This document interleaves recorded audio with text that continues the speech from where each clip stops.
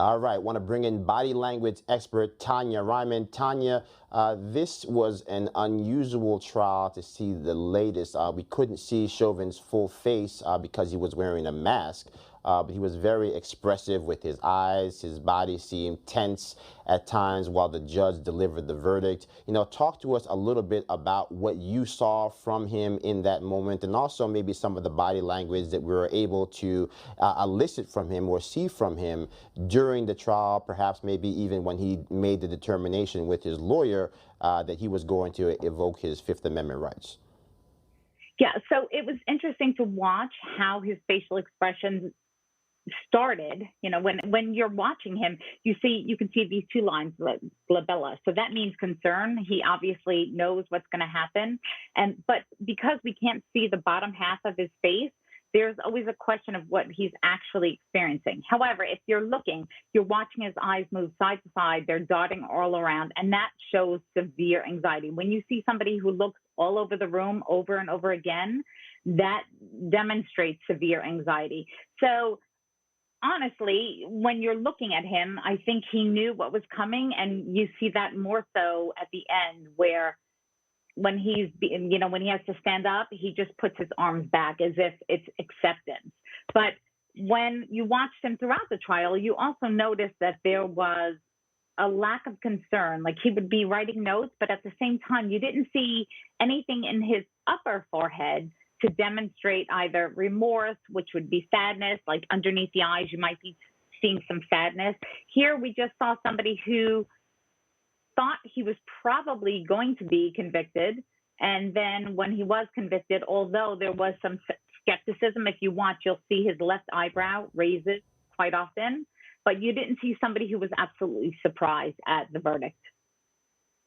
Now, I think it's an interesting point to bring up, because here in the last vestiges, we hope, of this COVID-19 virus, we've seen the images of Derek Chauvin on the day of George Floyd's death. We've had his face. It's been kind of burned into the mind of all Americans, including, I'm sure, the jury. And yet, when it came to the trial, we never really were able to see his face because of the COVID protocols, the mask being over his face. Do we have to have a conversation about what impact that has on jurors, not just in this case, but in all cases, when jurors are really looking to maybe look into the eyes, in some ways look into the soul of a person to figure out what their intent is?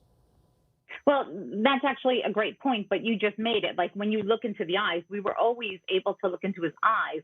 What we weren't able to do is see what his facial expressions were down below. So quite often, that's a significant tell. Like, your eyes might say one thing while your face, your lower half, is saying a completely different conversation. Yet at the same time, when you're looking at the eyes, what you're looking for is either pupil dilation or constriction based on the lighting. You're looking for the eyebrows to raise. You're looking for some sense of concern. Here we did see, again, like if you look right here, again, you see the concern. And throughout the trial, again, on his left side, you saw his eyebrow would raise. And when you see somebody's eyebrows raise, especially one, that indicates skepticism, as if they don't truly believe what they're hearing, as if it's a shock to them or they disagree with what they're hearing. Yet at the end, it was kind of a disconnect, because then suddenly he put his arms right behind his back as if he was expecting it. So maybe he didn't agree with what was being said, but he accepted the verdict and potentially knew it was coming. All right, Tonya, you're going to have to leave it there. Thank you so much for joining us. We'll talk to you soon as we go through, I'm sure, this same type of questioning with the upcoming trials in August. Hi, Emma Reckenberg here. If you like this video, there's a whole lot more to see on Newsmax TV. You can watch for free right here on our YouTube live stream and be the first one here each time our experts break down real news. Just hit that subscribe button, ring the bell icon, and stay with us on America's fastest growing cable news channel, Newsmax TV.